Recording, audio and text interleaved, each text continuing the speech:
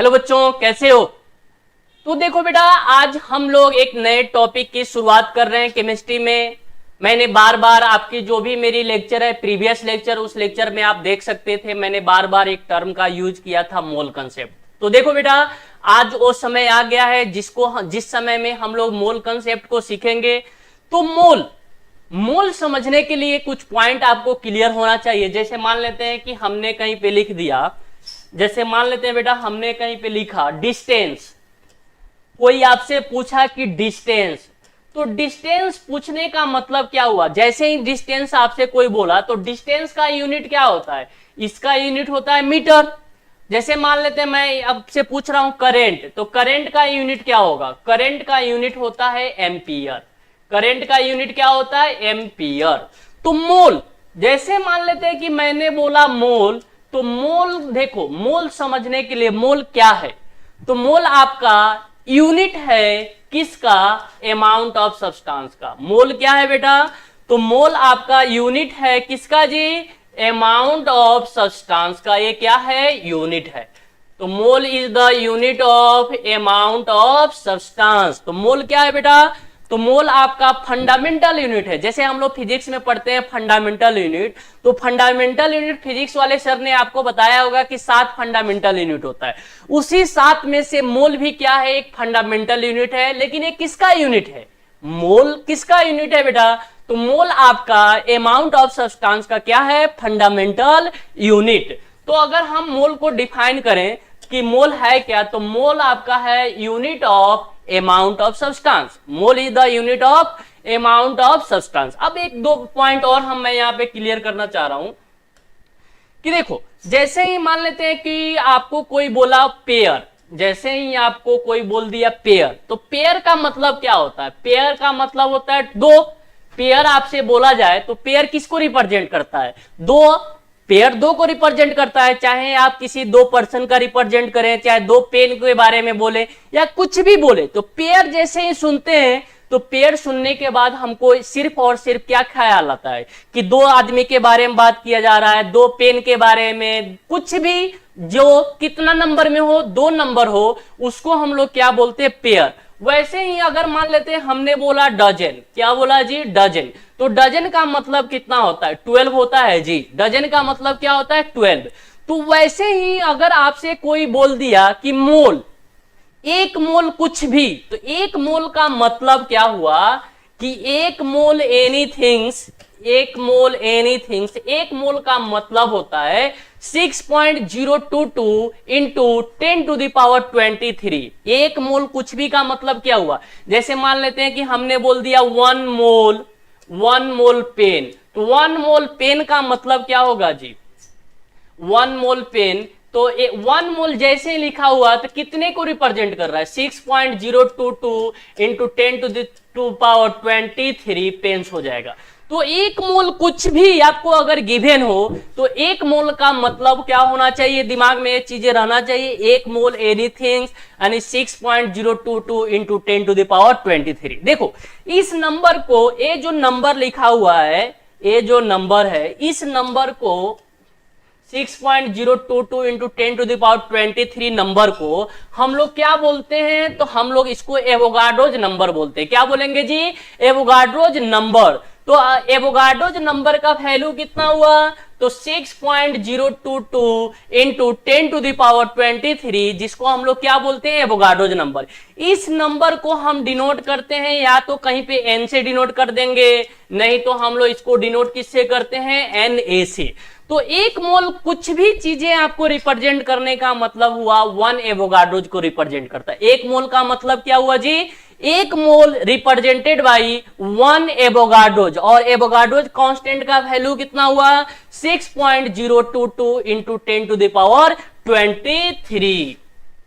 तो देखिए बेटा, जैसे मैंने अभी आपसे बोला 1 मोल, तो 1 मोल का मतलब क्या हुआ? 1 मोल का मतलब 6.022 into 10 to the power 23 particles. 6.022 into 10 to the power 23 particles. इस नंबर को, ये जो नंबर है, इस नंबर को हम क्या बोल रहे हैं? तो इस नंबर को हमने बोला एवोगाड्रोज कांस्टेंट या एवोगाड्रोज नंबर। इसको क्या बोलेंगे, एवोगाड्रोज कांस्टेंट, या इसी को हम लोग एवोगाड्रोज नंबर, जिसको डिनोट किससे करते हैं, तो जिसको एन या एन ए से डिनोट करते हैं। ठीक है, अब यहाँ पे बात कर रहे हैं केमिस्ट्री में पार्टिकल्स किसको बोला जाता है। देखो यहाँ पे लिखा मैंने पार्टिकल्स, तो केमिस्ट्री में हम लोग पार्टिकल्स बोलते हैं या तो इलेक्ट्रॉन्स को बोलेंगे, या तो प्रोटॉन्स को बोलेंगे, या न्यूट्रॉन्स हो गया, या आपका एटम्स होगा, या मोलिक्यूल्स हो जाएगा, या आपका आयंस हो जाएगा। तो केमिस्ट्री में पार्टिकल्स या तो इलेक्ट्रॉन्स को बोलते हैं, या प्रोटॉन्स को, या न्यूट्रॉन्स को, या एटम्स, या मोलिक्यूल्स, या आयंस। तो 1 मोल का मतलब क्या हुआ, इतना इलेक्ट्रॉन्स, इतना प्रोटॉन्स, न्यूट्रॉन्स, कुछ भी जो केमिस्ट्री में हम लोग ज्यादातर यूज करते हैं पार्टिकल्स बोल देते हैं। तो पार्टिकल्स का मतलब क्या होगा बेटा, electron, protons, neutrons, atoms, molecules and ions. क्या ये चीजें समझ में आ रहा है। तो 1 मोल कुछ भी आपको दिया गया हो तो 1 मोल का मतलब इस नंबर को रिप्रेजेंट कर रहा है। ये जो नंबर है ये किसको रिप्रेजेंट कर रहा है, 1 मोल को। किसको रिप्रेजेंट कर रहा है जी, 1 मोल को। जैसे मान लेते हैं कि हमने लिखा 1 मोल, हमने यहां पे लिखा 1 मोल रुपीज। 1 मोल रुपीज का मतलब कितना होगा, तो कितना होगा जी, 6.022 into 10 to the power 23 rupees. जैसे मान लेते हैं कि हमने लिखा 1 मोल पेन्स, तो 1 मोल पेन का मतलब 6.022 10 टू द पावर 23 पेन्स। तो अगर किसी नंबर के पहले अगर 1 मोल लग जाए, कितना, 1 मोल, तो 1 मोल का मतलब होता है ये जो नंबर लिखा हुआ है 1 मोल, इस नंबर को क्या करता है, रिप्रेजेंट करता है। क्या आपको समझ में आया जी, आया कि नहीं जी, रिप्लाई कर सकते हो कि यदि समझ में आपको आ गया तो ये चीजें दिमाग में रखना है। तो 1 मोल का मतलब आपको बार बार मैं रिपीट कर रहा हूं, 1 मोल का मतलब ये जो नंबर लिखा गया है इस नंबर को आपको क्या करना है, दिमाग में फिट कर लेना है। बात समझे। अब आते हैं, देखिए कुछ पॉइंट्स अब और क्लियर करते हैं।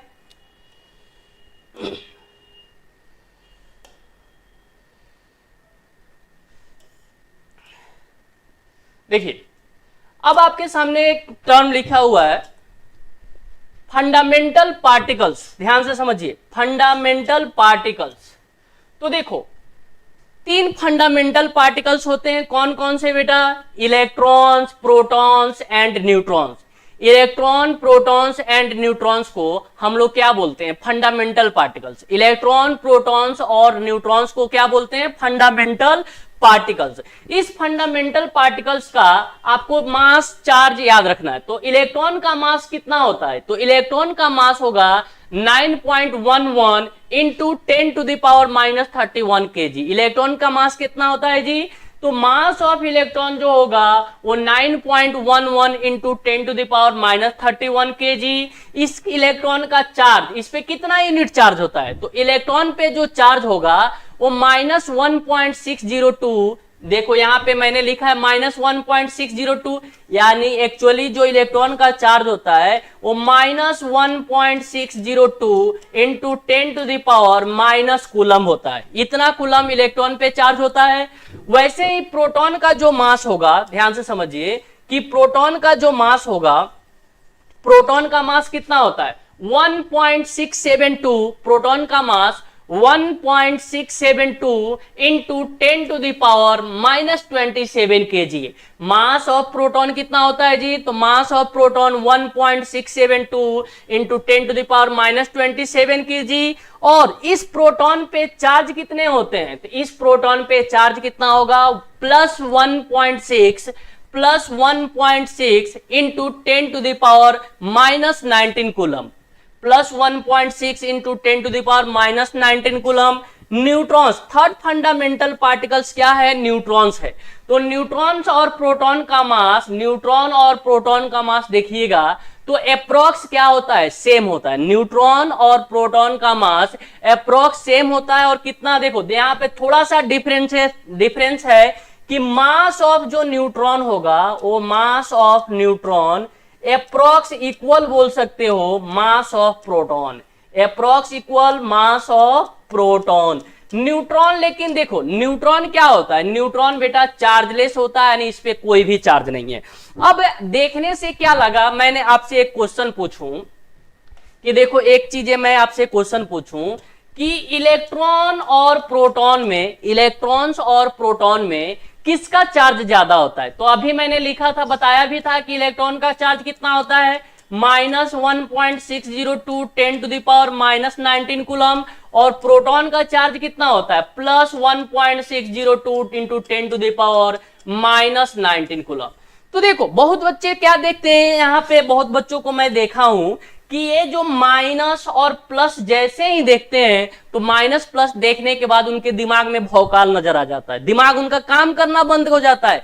जैसे ही देखते हैं माइनस लिखा हुआ है, प्लस लिखा हुआ है, तो प्लस साइन देखते ही बच्चे बोलते हैं कि सर प्रोटॉन का चार्ज क्या होगा, ज्यादा होगा। बहुत बच्चों को मैं देखता हूं कि जैसे ही यहाँ पे माइनस प्लस देखते हैं तो प्लस साइन कहां पे लगा हुआ है, प्रोटॉन के पास। तो बच्चों को आइडिया देखने से लगता है कि प्लस चार्ज के कारण प्रोटॉन का चार्ज क्या होता है, ज्यादा होता है इलेक्ट्रॉन से। ये बच्चों की सोचने की कैपेसिटी होती है, प्लस माइनस देख के बोल देते हैं। लेकिन आपको क्या करना है कि देखो ये जो इलेक्ट्रॉन और प्रोटॉन जो दिया गया है, इस दोनों का चार्ज क्या होता है, इक्वल होता है। दोनों का चार्ज इक्वल होगा, दोनों का चार्ज क्या होता है जी, इक्वल होगा। लेकिन नेचर क्या हो जाता है, अलग अलग। प्रोटॉन माइनस चार्ज को रिप्रेजेंट करता है, सॉरी प्रोटॉन प्लस चार्ज को रिप्रेजेंट करता है और इलेक्ट्रॉन माइनस चार्ज को रिप्रेजेंट करता है। तो ऐसा कभी भूल के नहीं बोलिएगा कि इलेक्ट्रॉन और प्रोटॉन में प्रोटॉन का चार्ज जो होता है वो इलेक्ट्रॉन से ज्यादा होता है, ऐसा दिमाग में नहीं आना चाहिए। बार बार मैं बोल रहा हूं कि इलेक्ट्रॉन और प्रोटॉन का चार्ज क्या होगा, सेम होगा। तो लिखेंगे both charges are equal in magnitude,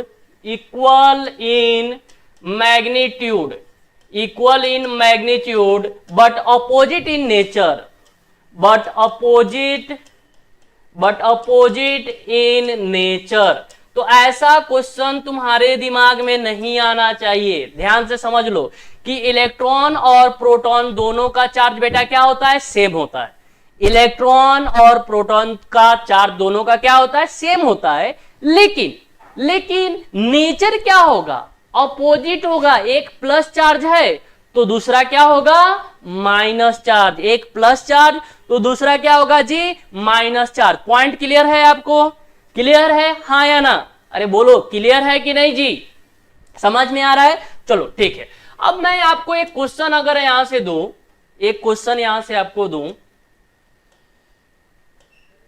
देखिए क्वेश्चन एक आपको यहां से दूं, क्वेश्चन को लिखिए और इसका सॉल्यूशन करने का कोशिश कीजिए। क्वेश्चन क्या कर रहा है बेटा कि कैलकुलेट द देखो क्वेश्चन क्या कर रहा है कि calculate the charge of 1 mole of electron. क्या क्वेश्चन निकालना है जी कि calculate the charge of 1 mole electron. तो अभी मैंने आपको बताया कि एक इलेक्ट्रॉन का कितना चार्ज होता है, एक इलेक्ट्रॉन पे 1.602 10⁻⁻19 कूलम होते हैं। एक इलेक्ट्रॉन का कितना चार्ज, एक इलेक्ट्रॉन का कितना चार्ज जी, तो इतना चार्ज। और कितने मोल का पूछ रहा है, कितना का पूछ रहा है जी, 1 मोल इलेक्ट्रॉन का चार्ज पूछ रहा है। कितना 1 मोल। तो 1 मोल का मतलब कितना हुआ, अभी मैंने बोला कि 1 मोल का मतलब हुआ 6.022 × 10⁻23। तो ये जो क्वेश्चन है क्या आपसे बन सकता है, क्या आपसे सॉल्व हो सकता है, हाँ या ना? क्वेश्चन में कुछ है क्या, सॉल्व करके बताइए क्या होगा। कि आपसे जो क्वेश्चन पूछा जा रहा है कि calculate the charge of 1 mole electron, 1 mole electron का क्या निकालना है बेटा, चार्ज निकालना है। तो एक इलेक्ट्रॉन पे कितने चार्ज होंगे, एक इलेक्ट्रॉन पे चार्ज कितना होता है, इतना चार्ज। और 1 मोल का मतलब कितना हुआ, 6.022 × 10⁻23। तो आपको निकालना क्या है, जैसे एक पेन का प्राइस 5 रुपए, मैं आपसे एक सिंपल सा क्वेश्चन पूछूं कि एक पेन का प्राइस 5 रुपए है तो 10 पेन का प्राइस कितना होगा।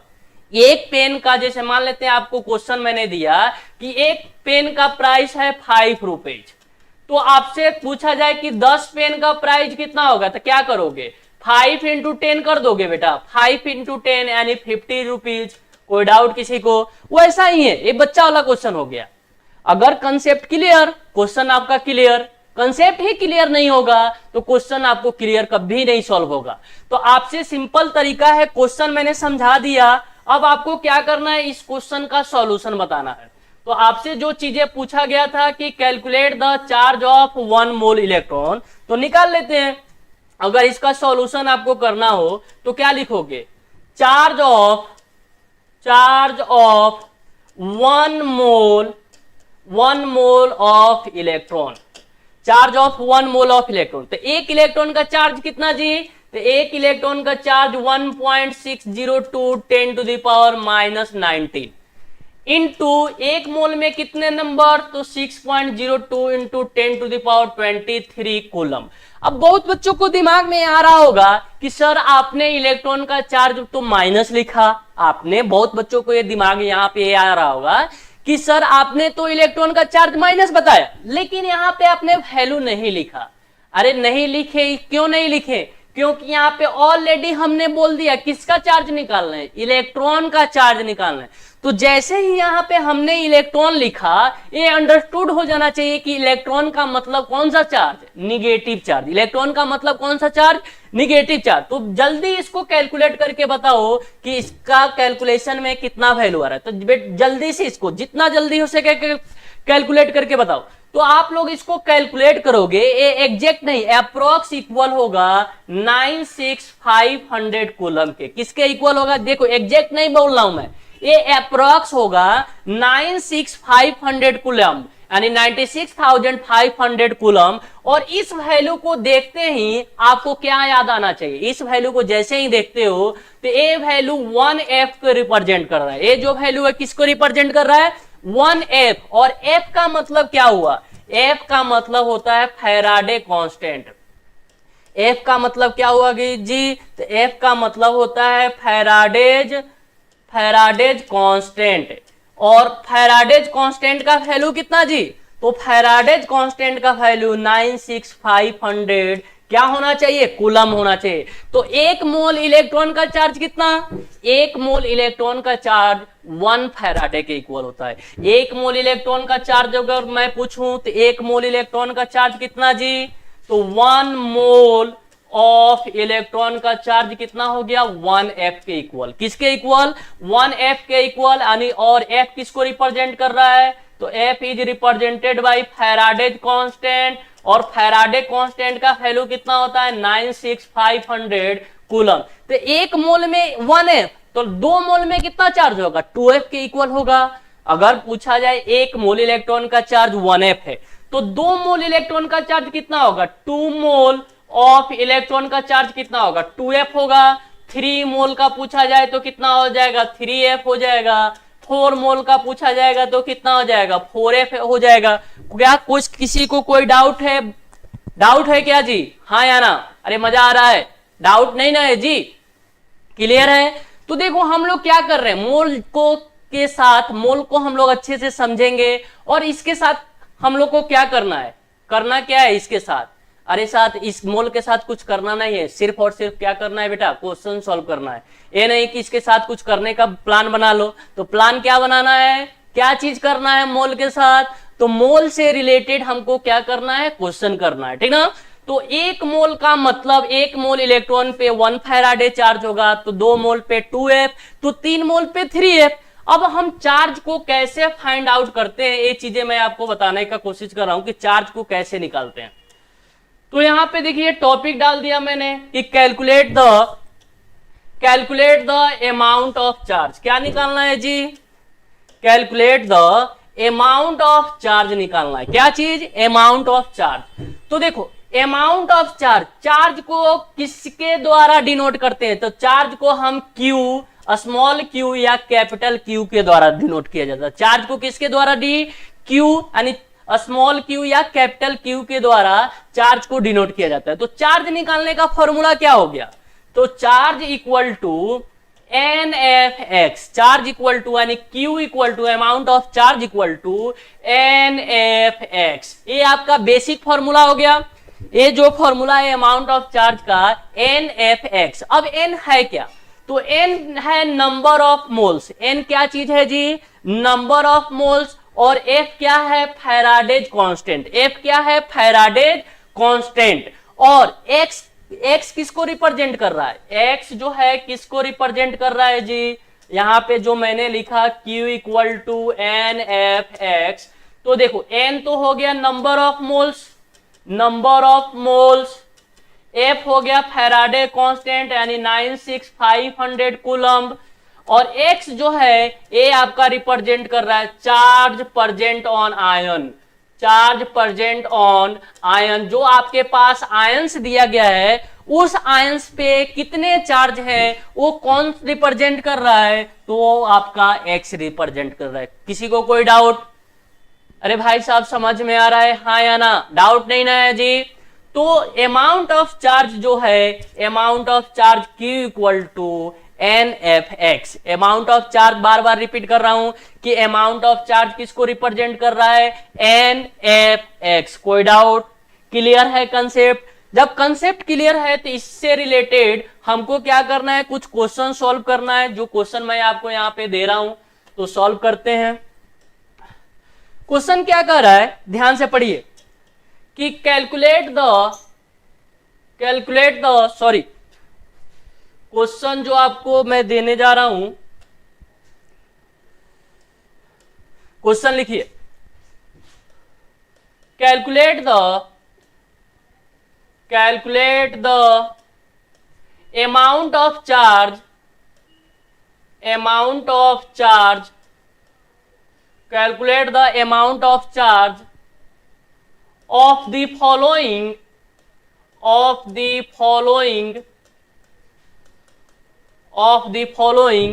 in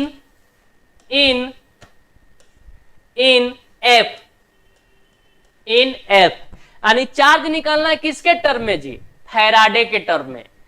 क्वेश्चन आपको क्या दिया गया है कि calculate the charge of the following in Faraday, मतलब कुछ क्वेश्चन आपको दे रहा हूं उसमें आपको क्या निकालना है, चार्ज निकालना है, लेकिन हमको कूलम में नहीं, एसआई यूनिट में नहीं बताना है, किसमें, किसके टर्म में बताना है, फैराडेज के टर्म में। तो पहला आपका पास क्वेश्चन है ए में 1.5 mole of Al3 plus, 1.5 mole of Al3 plus में अमाउंट ऑफ चार्ज बताना है। तो अभी मैंने आपको अमाउंट ऑफ चार्ज का फॉर्मूला लिखा था Q equal to n f x. अगर ये फॉर्मूला आपको आता है तो इस क्वेश्चन को बनाने में बहुत ज्यादा टाइम नहीं लगेगा। तो सॉल्व करते हैं इस क्वेश्चन को कि amount of charge Q equal to n f x, n यानी नंबर ऑफ मोल्स, तो नंबर ऑफ मोल्स कितना दिया हुआ है 1.5 इंटू एक्स। एक्स की वैल्यू कितनी है, एक्स की वैल्यू कितनी जी, तो एक्स ये जो चार्ज लिखा हुआ है यही चार्ज किसको रिप्रेजेंट कर रहा है, एक्स को। तो एक्स का वैल्यू कितना हो गया 3, तो फाइनली अमाउंट ऑफ चार्ज हो गया 4.5 एफ। यानी इस क्वेश्चन का आंसर क्या हो जाएगा 4.5 एफ। कोई डाउट? ये जो क्वेश्चन में आपको कोई डाउट है जी, समझ में आ रहा है कि नहीं? अब मैं आपको नेक्स्ट क्वेश्चन दूं। नेक्स्ट क्वेश्चन यही है, चार्ज निकालना है जी। तो क्वेश्चन आपका सेकंड जो है 2 mole of Mg2 plus ion, 2 mole of Mg2 plus ion. यहां पे भी क्या निकालना है, चार्ज निकालना है। फॉर्मूला आपके पास है कि charge equal to n f x, n यानी नंबर ऑफ मोल्स कितना है 2, एफ एक्स की वैल्यू कितना है जी, एक्स की वैल्यू 2।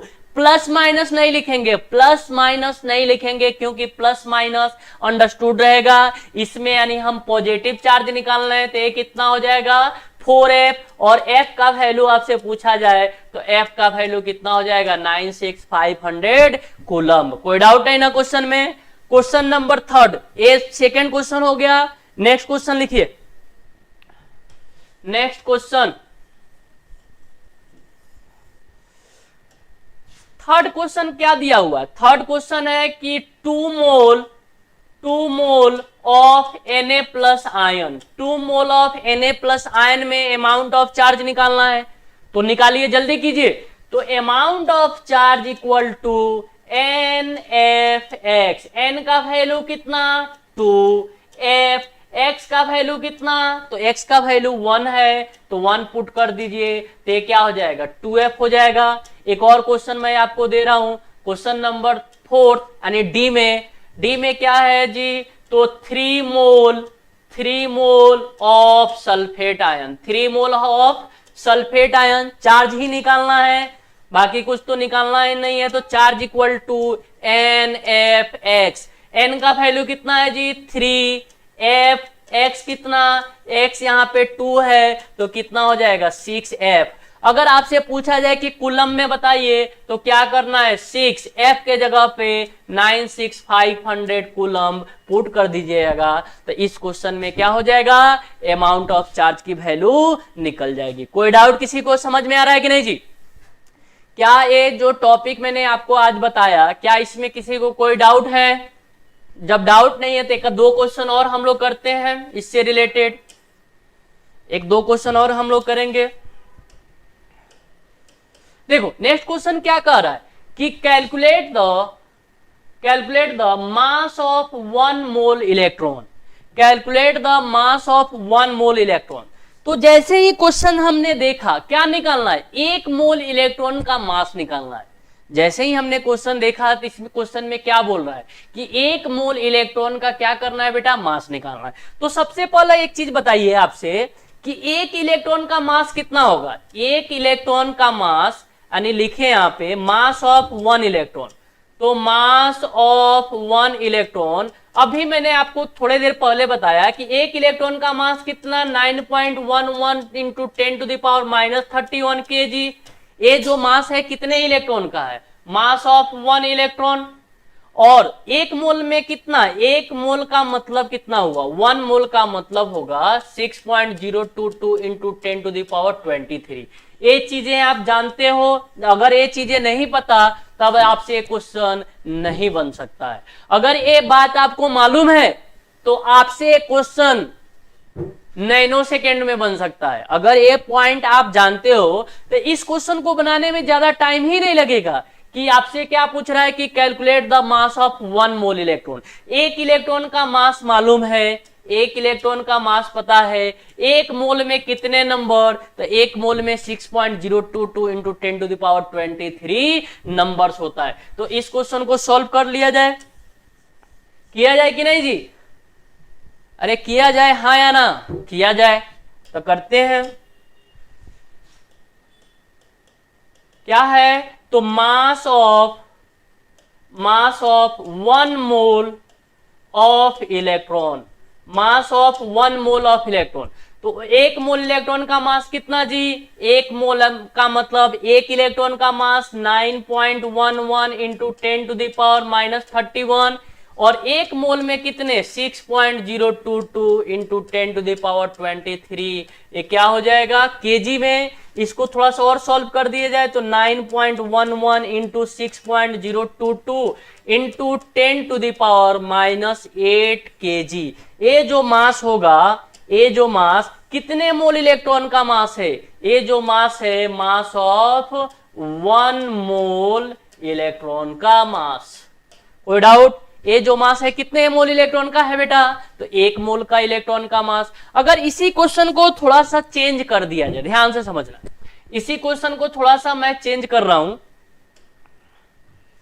क्वेश्चन को थोड़ा सा चेंज कर रहा हूं कि how many moles of electron, how many moles of electron weigh 1 kg। देखिए क्वेश्चन को थोड़ा सा हमने चेंज कर दिया कि how many moles of electron weigh 1 kg। तो क्वेश्चन चेंज करोगे तो आपका सॉल्यूशन भी चेंज हो जाएगा। तो हमने इस क्वेश्चन में थोड़ा सा चेंज किया। क्या चेंज किया कि इस क्वेश्चन में नंबर ऑफ मोल्स बताना है। इस क्वेश्चन में क्या बताना है, नंबर ऑफ मोल्स बताना है। किसका, इलेक्ट्रॉन का। कितने केजी में, यानी 1 केजी में number of electron, number of moles of electron बताना है। ठीक है, तो अभी इससे जो पहले हमने क्वेश्चन जो सॉल्व किया था उसी क्वेश्चन पे क्या था, जो ही क्या था, तो जो हमने किया कि मास of 1 mole of electron, mass of 1 mole of electron क्या आया था, यही ना आया था जी, 9.11 इंटू 10⁻⁻31 इंटू 6.022 इंटू 10⁻23 केजी आया था। तो mass of 1 mole of electron कितना जी? तो mass of 1 mole of electron, ये जो वैल्यू देख रहे हो, ये जो वैल्यू, ये जो है क्या है, 1 मोल इलेक्ट्रॉन का मास है। ये जो है कितने मोल इलेक्ट्रॉन का मास है? 1 मोल। तो क्या हम ऐसा बोल सकते हैं, हमको क्या निकालना है?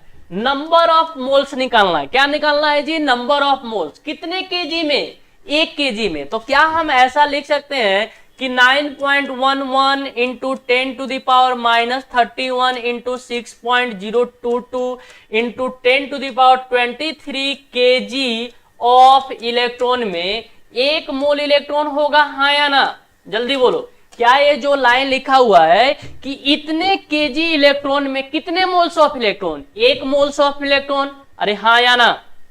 क्या ये जो लाइन मैं यहां पे लिखा हूं कि इतना केजी जो दिया हुआ है, इतने केजी में कितने मोल इलेक्ट्रॉन? 1 मोल इलेक्ट्रॉन। क्योंकि इस क्वेश्चन में आपसे क्या पूछा जा रहा है? इस क्वेश्चन में आपसे यही चीजें पूछा जा रहा है कि नंबर ऑफ मोल्स पूछा जा रहा है, number of moles of electron weigh 1 kg, यानी 1 केजी में number of moles of electron पूछा जा रहा है।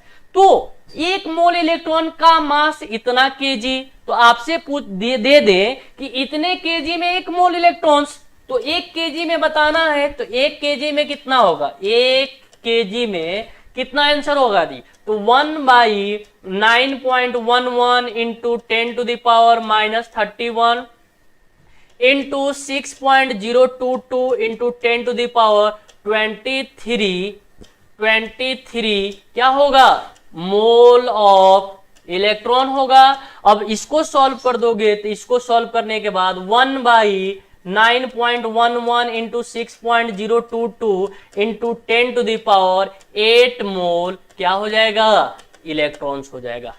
तो 1 केजी में कितने मोल इलेक्ट्रॉन? तो 1 केजी में 1/9.11 into 6.022 into 10⁸ mole of electron. क्या डाउट है?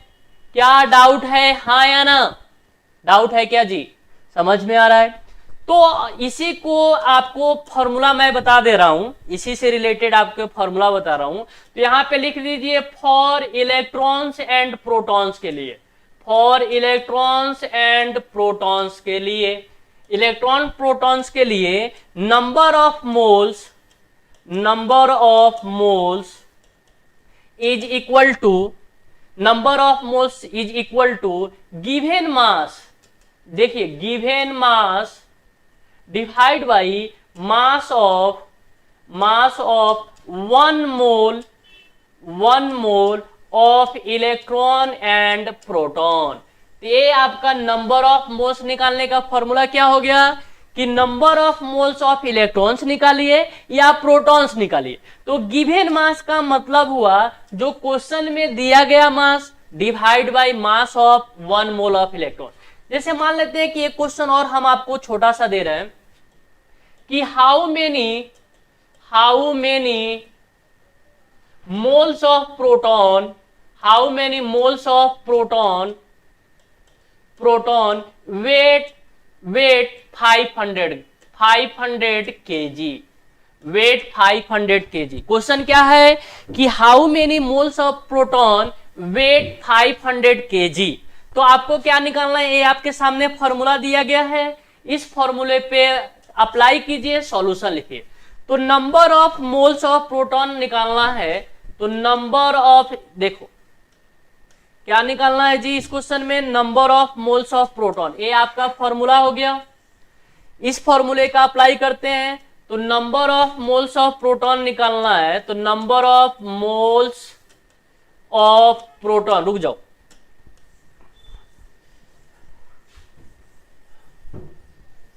देखो जो चीजें निकालनी है, number of moles of proton, number of moles of proton. तो गिवन मास कितना दिया गया है जी? गिवन मास कितना है? 500 केजी। तो 500 upon mass of 1 mole of proton. तो एक प्रोटॉन का mass 1.672 into 10 to the power -27 into 6.022 into 10 to the power 23। ये क्या हो जाएगा? इस क्वेश्चन का नंबर ऑफ प्रोटॉन्स हो जाएगा। नोट कर लीजिए। कोई डाउट? क्लियर है? ये जो कंसेप्ट जो मैंने आज बताया, आप लोगों को किसी को कुछ पूछना है? कोई डाउट नहीं ना? क्या कंसेप्ट पढ़ के समझ में आया? आया कि नहीं जी? अरे हाँ या ना? क्लियर है बेटा? तो आज के जो लेक्चर है, मैंने मोल से रिलेटेड, मोल को डिफाइन किया, उससे रिलेटेड मैंने बहुत सारे पॉइंट को कवर किया। अगर इस पॉइंट को क्लियर है तो आपको क्या करना है? नोट्स कॉपी बनाइए, और उससे रिलेटेड आपको क्या करना है बेटा? क्वेश्चन सॉल्व करना है। ठीक है, तो फिर मिलते हैं हम लोग नेक्स्ट लेक्चर सीरीज में। तब तक के लिए bye bye, take care, thank you.